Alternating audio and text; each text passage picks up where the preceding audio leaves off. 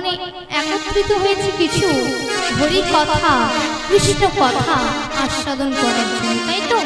কিছু মধুর মধুর কৃষ্ণ কথা, মধুর মধুর হরি কথা হবে, তা আমরা আস্বাদন করব। কিন্তু মা, লীলা তো আস্বাদন করব। লীলা আস্বাদন করার পূর্বে আমাদের যে কাজটা বাকি রয়ে গেছে, সেই কাজটা আমাদের করে এসে তবে আমরা লীলা আস্বাদন, তাই তো?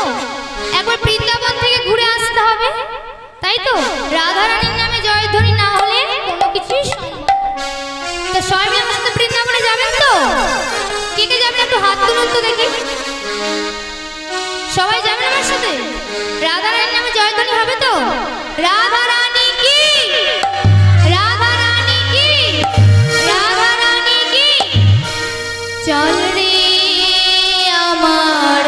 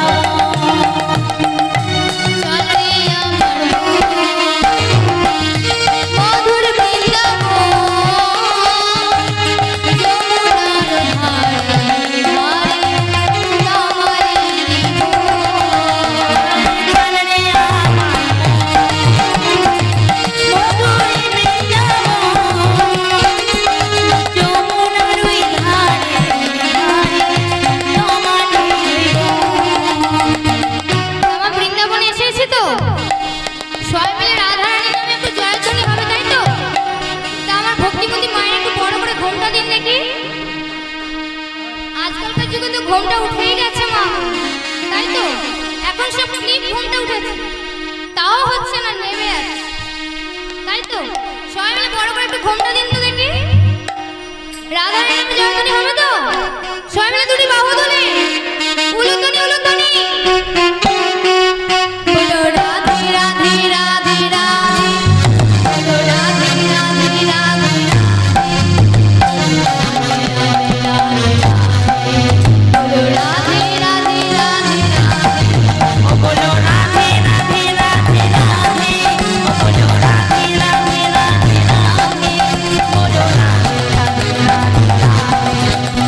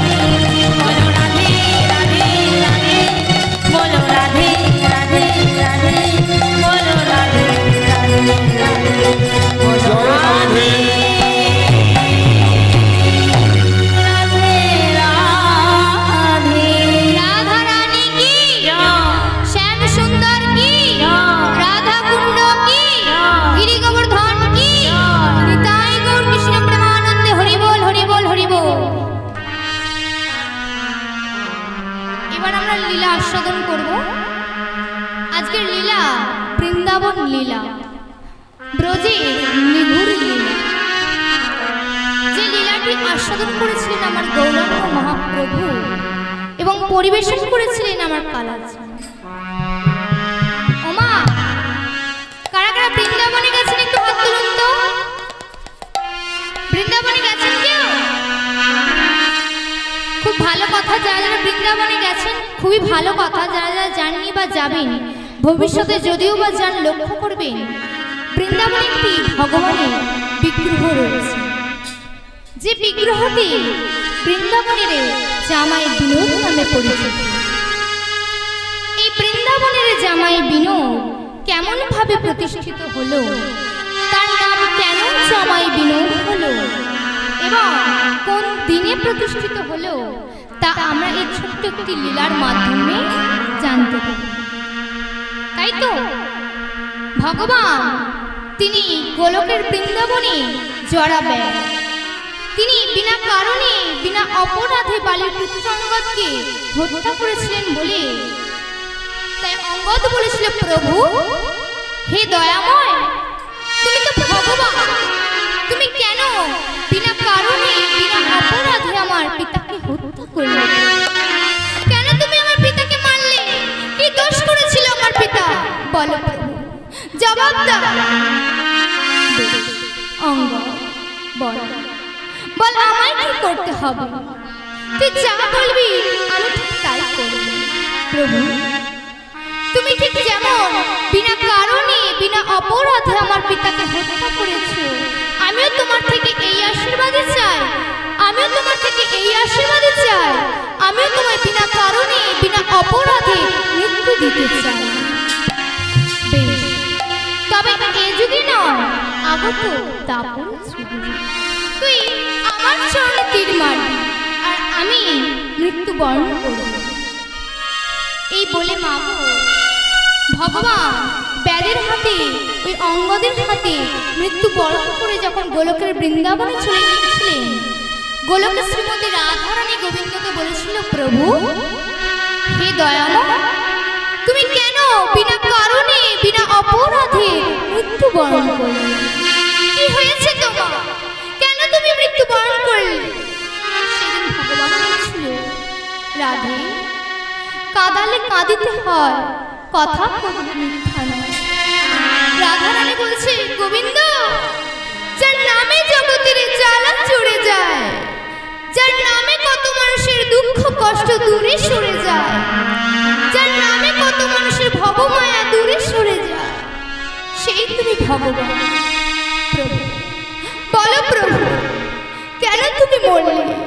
রাধা তুমি যখন 100 বছর ধরে বৃন্দাবনে কেঁদেছিলে, তোমার কন্দন, তোমার চোখের জল বৃন্দাবনের মাটিতে যে গর্ত মাত্র হয়ে গিয়েছিল। তাই রাধে কান্না স্রোত আমি নেব না রাধে, আমি মৃত্যু যন্ত্রণাটা যে ইচ্ছা করেই নিলাম। কেন জানো? আমি দেখতে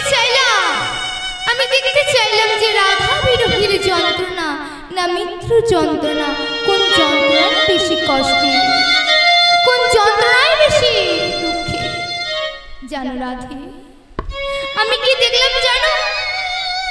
আমি দেখলাম রাধা বিরহীর যন্ত্রণার কাছে যে মৃত্যু যন্ত্রণা তুচ্ছ।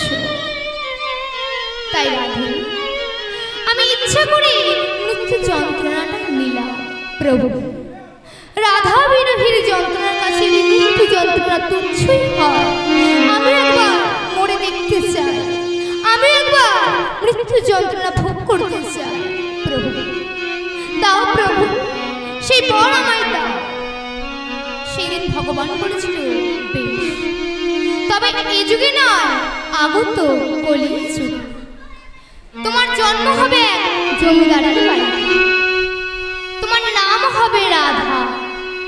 12 বছর যখন তোমার বয়স হবে, তুমি আমার সচক্ষে দর্শন করতে করতে মৃত্যু যন্ত্রণা ভোগ করবে। ওমা রাধারানী আমাদের এই কলির যুগে এসেছিলেন মৃত্যু যন্ত্রণা ভোগ করতে। তিনিও দেখতে এসেছিলেন যে রাধা বিরহ যন্ত্রণা না মৃত্যু যন্ত্রণা, কোন যন্ত্রণায় বেশি কষ্ট। তাই আজ আমরা লীলা আস্বাদন করব, বৃন্দাবন লীলা, ব্রজের নিঘুড় লীলা, রাধা রানীর শর্ত পুরাণ, অতএব বৃন্দাবনের জামাই বিনোদ। নিতাই গো হরি বল, হরি বল, হরি বল।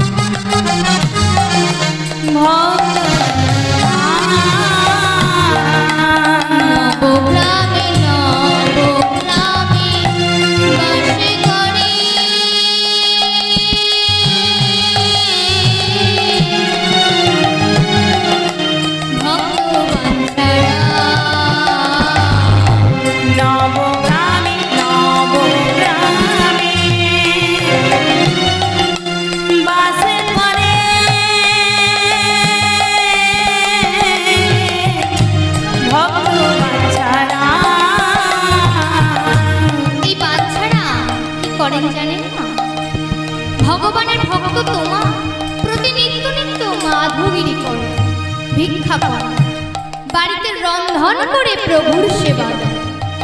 কিন্তু মা সেবা তো দেয়, তার কুঠিরে তার ঘরে কোনো ভগবানের বিগ্রহ বা মূর্তি নেই। তবু সে কি করে? পূজার ডালা